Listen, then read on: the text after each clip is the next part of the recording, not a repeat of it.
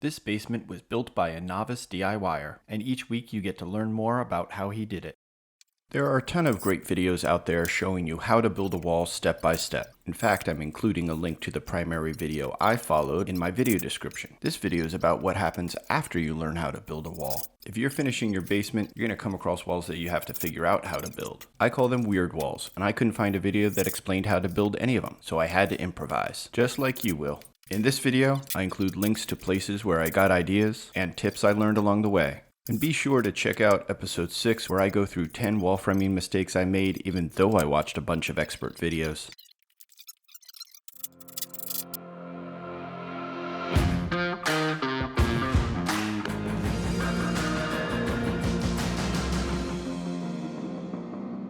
So this is what I gotta do next. This guy. The wall has to come out low, then go up, then span, then come down again to the end.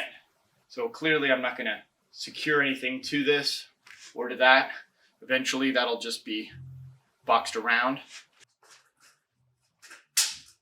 7 feet. So the first piece is gonna be 9.5. So I'm gonna cut the 7, then I'm gonna do 9.5 inches. As I said, I couldn't find a single video that shows how to do this wall, step by step. But if you watch an expert video closely, you can find examples of them already done. Finally came across this video by Zem Construction, where he speeds through the construction of one of these weird walls.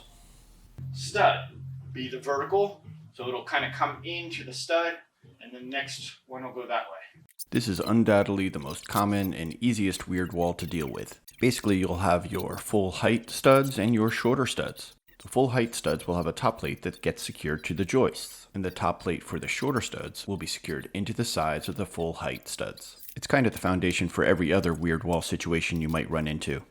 If you already learned how to stud a wall, then you know how to build this weird wall, but I did uncover 3 tips that will help make it easier for you.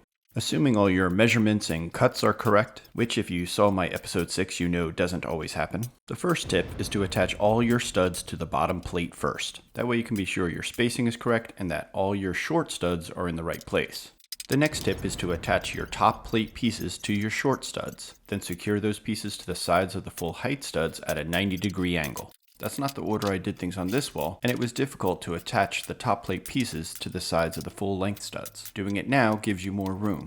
Finally, if you're going to use a nail gun, you better get your measurements correct. Pulling out nail gun nails is a big pain in the ass. Okay, that wall only has this above it, so I can't attach to the ceiling. So I really want to attach it to this post. I'm going to just build it, go straight across. A professional might build out the soffit right now. I'm gonna sneeze. But I'm not going to build the soffit. I don't know if that's what they would do. I did some research, and there are 2 ways to handle this kind of weird wall situation. You could build a really kick-ass, sturdy bulkhead or soffit, whatever you want to call it, and then attach your wall to the soffit as if it was your ceiling.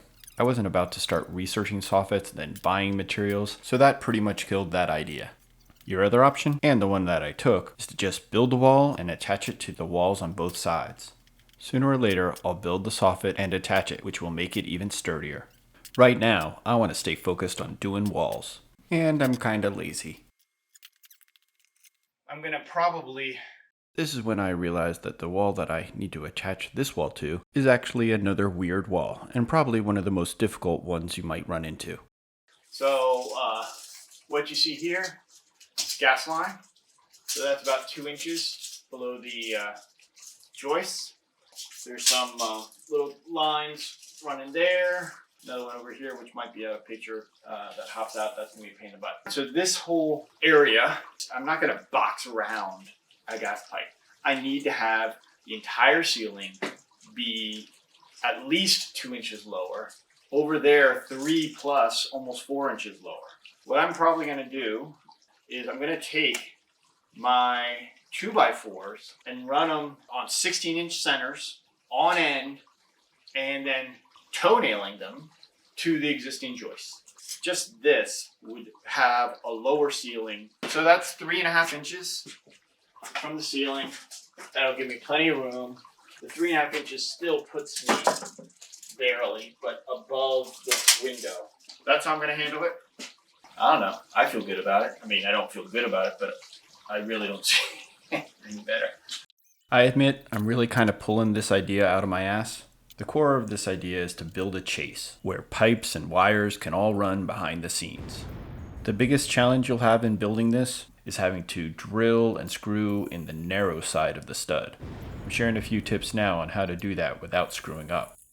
You only need to drill your recess hole about halfway through. That way the drywall screws won't hit it, but it will still secure the piece of wood. I provided a few links in the video description for information on how to build chases in general. And then I'm going to preset the drill bit, the screws. So I admit this looks more like a weird ceiling than a weird wall. But because everything's connected, I needed to solve for this problem now. If I ended up building a wall like usual and then solving for the ceiling, there are parts of that wall I would have had to tear apart. After all, I was still trying to figure out how to solve this problem. I figured out how to solve my problem with both this duct and this duct here. One thing I'm doing, as you can see, is I'm hanging these 2x4s, and what that gives me is a 3.5 inches of depth. What I can do is they make venting to go, they make a ductwork to go in between walls. They have like oval ductwork. This is 16-inch centers, and basically go from my insulated round, go into the oval ductwork, run it through this space, and then hook it up into the registers. Or at least that's my goal. So that way I will get rid of this and this just stupid ass kind of thing. Please. Yes. Okay. So I think that's going to work.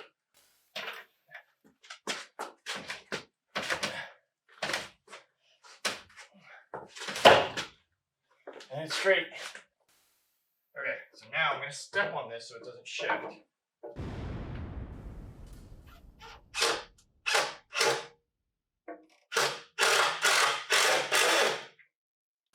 Okay. That looks good, feels good. It's going to hold up. I'm going to do a couple along here.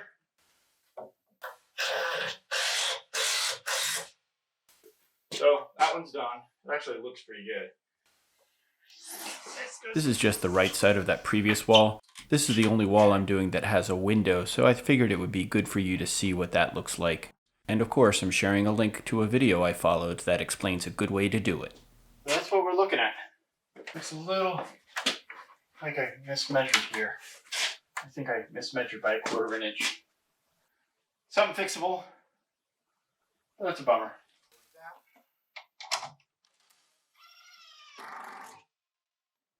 Beauty. Very good. You know, one thing I'll have to say is once you get past some really shitty, tough as frickin' hell.